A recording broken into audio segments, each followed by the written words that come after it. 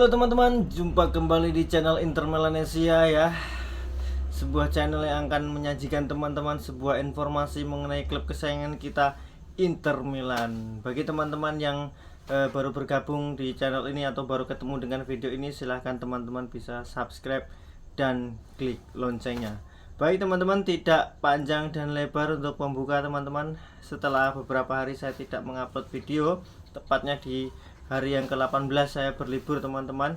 Ternyata Inter Milan ya, kemarin sudah kita saksikan bersama-sama, kita kalah dengan Bayer Leverkusen ya.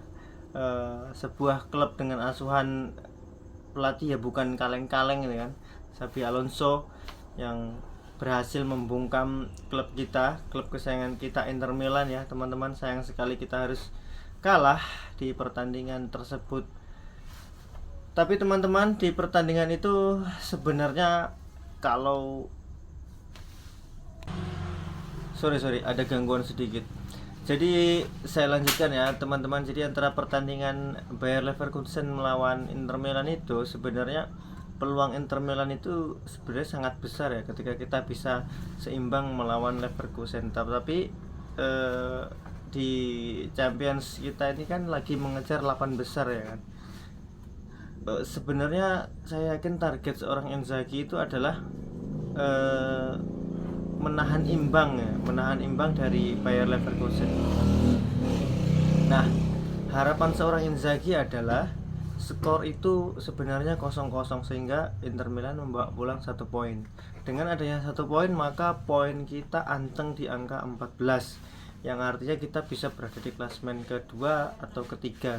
Tapi ternyata teman-teman, tujuan daripada Inzaghi itu keliru. Ternyata asuhan si Bayer Leverkusen ternyata luar biasa. Permainan mereka benar-benar terbuka, menekan Inter Milan sampai habis. Walaupun Inter Milan dengan percaya diri ya di kancah Liga Champions ini, dia sama sekali belum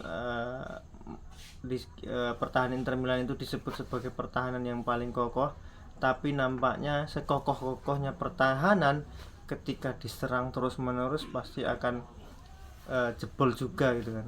Contohnya adalah ketika Inter Milan bertemu dengan Xabi Alonso ya, anak asuh Xabi Alonso. Para pemain dari Bayer Leverkusen itu benar-benar luar biasa menekan Inter sehingga kita kemasukan 1 gol.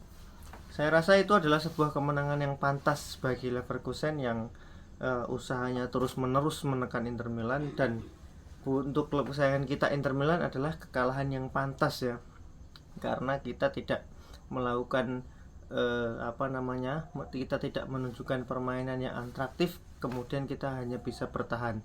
Ya, kalau dilihat-lihat memang Inter Milan memang pantas kalah teman-teman.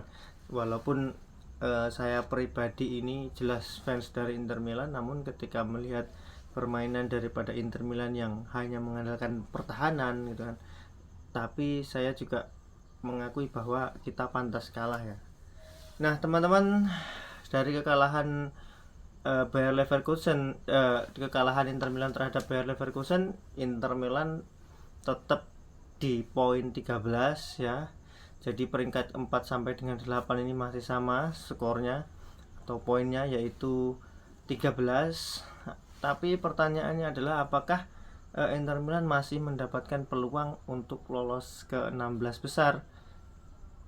Ya jelas peluang lolos 8 besar atau di peringkat ke-8 ya. Jadi peringkat 1 sampai 8 itu kan otomatis lolos ke 16 besar gitu.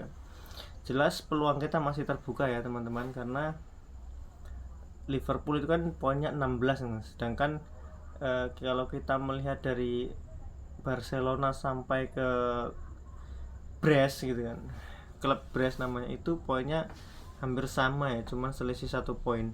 Saya pikir ketika nanti kita bertemu dengan SP atau Slavia Praha, itu kita bisa menang gitu kan. Target kita adalah 1 kemenangan dan 1 kali imbang kalau kita mau lolos langsung ke 16 besar melalui penyisihan 8 besar. Slavia Praha jelas klub, ketika kita hitung di atas kertas, jelas Inter Milan lebih baik ya. Sedangkan Slavia Praha itu dari rekornya dari Champions dia terus kesusahan ya di Champions, bahkan beberapa pertemuan terakhir dia mengalami kekalahan. Secara materi pemain, Slavia Praha dengan Inter Milan jelas jauh berbeda. Ini adalah kesempatan menang bagi Inter Milan, dan kemudian setelah melawan Slavia Praha di Januari nanti kalau nggak salah akan berjumpa kembali dengan Monaco yang sedikit baik, lebih baik daripada Slavia Praha kalau kita lihat di atas kertas. Namun begitu teman-teman, saya pikir kita sebagai fans Inter Milan tetap mendukung Inzaghi untuk tetap waspada dan juga mengerti kalau kita dalam kondisi yang sulit dan harus memenangkan satu pertandingan dan satu kali seri. Mudah-mudahan teman-teman kita bisa melewati semua ini ya. Jangan pernah pesimis dulu, karena kalau kita analisa kita masih ada peluang besar untuk lolos ke Liga Champions melalui poin yang 8 besar gitu. Jadi oh iya, Manchester City jauh ya. Ya udahlah, kita nggak usah bahas tentang klub lain. Jadi kita tetap fokus ke klub kita ya, Inter Milan. Oke teman-teman, itu saja yang dapat kami sampaikan analisa saya di Inter Milan di Liga Champions. Untuk berita-berita selanjutnya akan kembali kami sampaikan.